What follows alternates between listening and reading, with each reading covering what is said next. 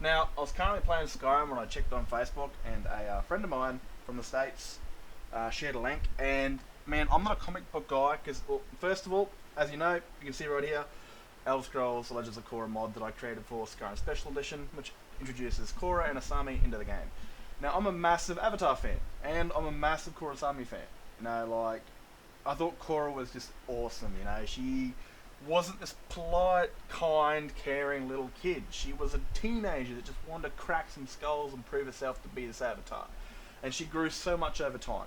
And I loved how Korra and Asami fell together, fell in love with each other. It wasn't straight away, and people say it came out of nowhere, but it really didn't. It started off as a friendship, and it started off as a friendship of mutual life. They were both spoiled and supported very well.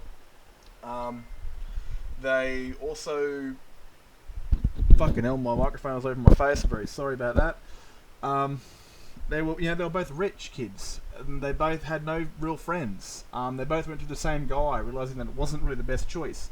Yeah, and they both loved risking their lives and fighting and adventuring. And then they became close friends after they realized that the guy, wasn't for them. They weren't becoming girlfriends. They were becoming best of friends. Like, we're pretty much the same. We can get along famously. You first saw that season 1, but that friendship that sparked, her, like, honestly, like, it was crazy, man. The two girls are racing with the two boys are in the background watching them. You don't really see that. Normally you'd expect the boy to be in the back while, Asami's driving and Mako's in the back, and then maybe it's Bolin and Korra. That kind of put those characters together. But no, it was Korra and Asami, and their friendship was, like, Korra understood that she wasn't just some prancy rich girl, that she was kind of a bit like her, loved adventuring, loved risking her life. And that friendship got put on hold as soon as Korra found out that Asami's father was a bad guy.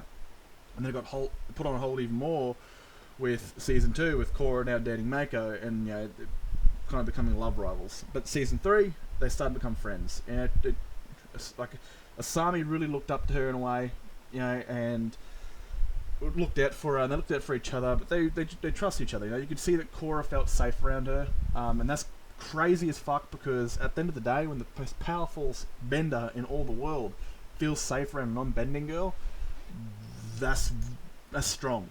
The reason she feels safe is because Asami, this is just what I see, because I read people like a fucking book, and it's kind of bad, because I tend up not liking people after I meet them for a few times, but Asami, the reason she wins Korra over to be, make Korra feel safe, which eventually leads Korra to liking Asami down the track in a romantic sort of way, is because Asami treats Korra like Korra.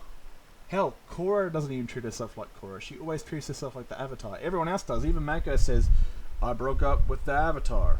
And it's like, he doesn't treat her as a person. He treats her as a fucking godly Avatar. This godly being. Whereas Asami, I'm not too sure how many times she called her the Avatar, but she always called her Korra and always treated her like a human being. Like, man, how powerful is that? You see Korra and Asami in book 3 training together on the pads. They're doing pad work. For fuck's sakes, when do you ever see, let alone a bender and a non-bender train together? Yet you see the Avatar herself and a non-bending girl doing pad work. I mean, she's a bender. She can summon all 4 elements, and here she is just hitting a pad with no bending whatsoever. And it all transformed ever since Korra died. And I think really in Asami's life, you got a absolutely best friend like that. You couldn't see your life being any better if they were gone. It's called like a friend crush. It's not romantic.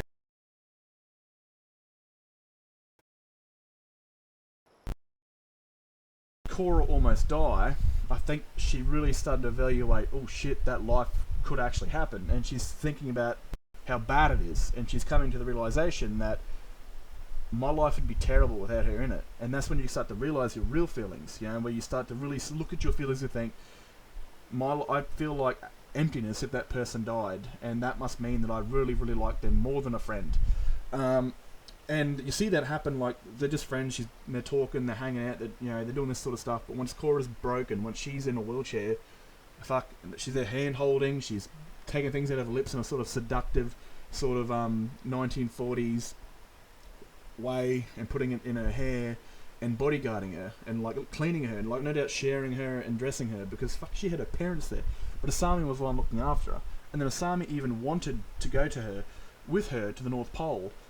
She wanted to leave her business behind in a beautiful city to go to a frozen shithole to look after Korra. And I've gone way too long for this. I'm very sorry. We're going to get to it real soon. But they fell in love in the way that you don't know what you have until you're about to lose it for Asami. And then you don't know what you have until you've lost it for Korra when she went to the North Pole, and she no longer had someone to talk to, someone to care about her, and general blah blah. And eventually, of course, season 4 comes along. They can't actually show up because of the time it's in, you know, LGBT sort of stuff. But I kind of use that as an excuse that they didn't want to distract each other. If they told each other about their feelings, it wouldn't be very safe dealing with Kavira, because they, you know, it's very hard to sort of deal with a problem when you've got a fresh love interest and you're thinking about that person all the time. It puts you in danger. So, anyway, let's get to the video. I'm very sorry. Boom! New Korra content incoming. A new comic series coming, I think it's April sometime. Here we go. April 13th, 2022. Now, it's almost been a year since the news drop on Avatar Studios. And no doubt we're still a couple of years off from any sort of animated content. This is their third one. Now, it's called Patterns in Time. I read it as Partners in Time. I was like, because it's got Korra and a son. It's got the two girls, you know, the two girlfriends. This art is beautiful. It's got Rava in it. So Patterns in Time. Someone told me, the friend told me that it could be, you know, the Avatar always gets the girl. It's just a reincarnation of Ragni and Kyoshi. You know, but I don't know. Patterns in Time. It's got something to do with Rava, so it's got to have something to do with like past avatars. Maybe. I don't know. Maybe we might be introduced into Korra being able to find a glimpse of the past lives. Because if it does that, imagine, right? Imagine if she sees a vision of Aang, but it's not a past vision, it's a current vision of his soul trapped in the spirit world without any guidance. And if that happens, I can guarantee you it's going to have some more future Korra content. Because it's going to be her new mission to find as many past lives as she can. And that's going to be the next Avatar's, you know, journey, maybe to fix that. Because they always end up having to fix each other's problems, if they're intentional or not. But hopefully it might reach, because that's what a lot of people hate Korra's story for season 2, because the past lives got yanked. Of course, if you're watching this, I don't really keep back spoilers. And if you're watching this, well, fucking, you should already know. But oh no, man! I really hope it's something to do with the past lives. It's got Rava there, and hopefully it does focus on Asami.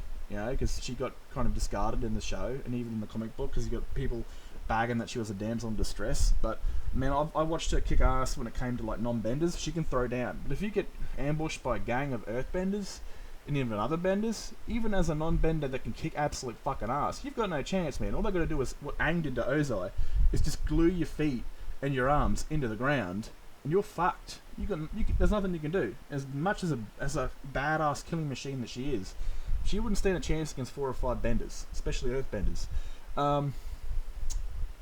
Yeah, so new comic incoming, which is very exciting. Because I mean, I don't know what the fuck to do with this excitement. Like, I can't run up the wall.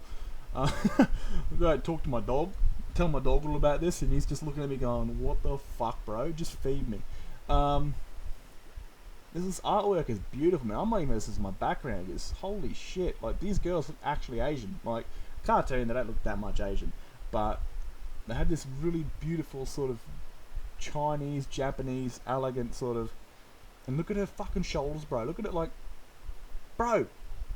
And I don't know. It looks like a book 4 outfit, because in the comic book, the last one, like the side comic with Tenzin, you see her wearing like a collared version. But dude, this is exciting. This is fucking exciting. I'm not a comic book guy, but I might actually buy. What's this? I might buy the comics. What's the first one? Turf Wars, and then Ashes of an Empire. I'll be honest, man. I cried watching this shit, because it brought back a lot of pain and memories, not for post-traumatic stress, but things that I went through. Because I had a girl like Korra that was dark-skinned, and she was an absolute fucking badass, and she died. And not seeing those two find their love was like not me finding my love, you know. And it's one of those things where you have a soulmate. But I'm looking at this art right now. Look, That's half a head. That's half a head. Dude. Is it showing these two to be like soulmates? Like, what's Rava gonna do about this? Like, I don't know, man, because it looks like Rava's connecting him. I didn't actually see that before, but they look like they're cut in half and Rava's the bridge between them. Wow. But how does Rava got anything to do with Asami, though? Maybe she's fate, maybe Rava's the one that brings the avatar to their loves. I don't know. You know, Rava will always be the one that sort of unites, finds a proper avatar and finds a proper one to love them. I don't know, it's really weird because I didn't actually see that until I saw their heads kind of cut in half, and I guess, and as soon as I said soulmate, because as soon as I said soulmate, I saw that there were two pieces. Because a soulmate, you know, when you find your soulmate, you become one. And I lost mine, I believe, and I've never really loved ever since. But yeah, man, as soon as I said soulmate, I saw these two pieces. Oh, if I don't stop, I might start crying, but I won't do that. But I'm excited, man. I hope you guys are too. I know this channel is basically Skyrim related, and I haven't done any like Korra content in a long time because I haven't watched it in a long time because it, you know, like the first time, man, it fucking broke me. Like it broke me. I consider myself a hard motherfucker. You know, like I don't deal with mental shit. Like I don't cry about it. I don't do this. I fucking deal with it head on. A very Earthbender style. But no, man, fucking Korra made me waterbend that shit at my eyes. Anyway, I hope you guys are excited. I'm gonna try it. Oh fucking! Is that using? What the fuck? Anyway, I'm gonna get going, guys. I hope you guys are excited. Peace out. Don't get Rona. Stay safe.